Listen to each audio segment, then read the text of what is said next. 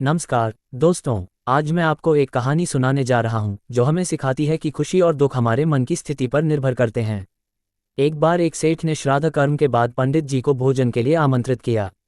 लेकिन पंडित जी का एकादशी का व्रत था, इसलिए उन्होंने अपने दो शिष्यों को भेजा। दोनों शिष्य भोजन करके लौटते हैं। एक शिष्य दुखी और दूसरा प्रसन्न।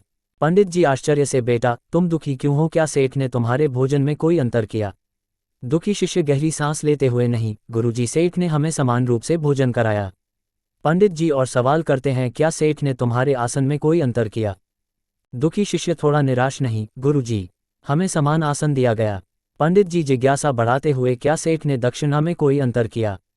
दुखी शिष्य थोड़ा और दुखी, नहीं गुरुजी, हमें बराबर दक्षिणा मिली, 2-2 रुपये। पंडित जी का आश्चर्य बढ़ता है। पंडित जी गंभीरता से, फिर तुम्हारा दुख किस बात का है?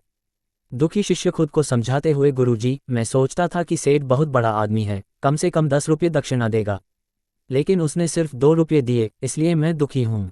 दूसरे शिष्य की ओर, पंडित जी दूसरे शिष्य से, तुम क्यों प्रसन्न हो? प्रसन्न शिष्य हंसते हुए, गुरुजी, मैं जानता था कि सेठ बहुत कंजूस है, 8 आने से ज़्यादा नहीं देगा, लेकिन उसने 2 रुपये दे दिए तो मैं प्रसन्न हूँ। पंडित जी मुस्कुराते हैं। पंडित जी सारांश देते हुए, देखो यही हमारे मन का हाल है। घटनाएं समान रूप से घटती हैं, लेकिन कोई सुख पाता है, कोई दुखी होता है। असल में न दुख है न सुख, ये हमारे मन की स्थिति पर निर्भर है। पंडित जी समापन करते हुए, हमें संतुष्ट रहना चाहिए और जो हमें मिलता है उसमें संतोष करना चाहिए। अगर आपको ये कहानी पसंद आई हो तो लाइक और सब्सक्राइब करना न भूलें।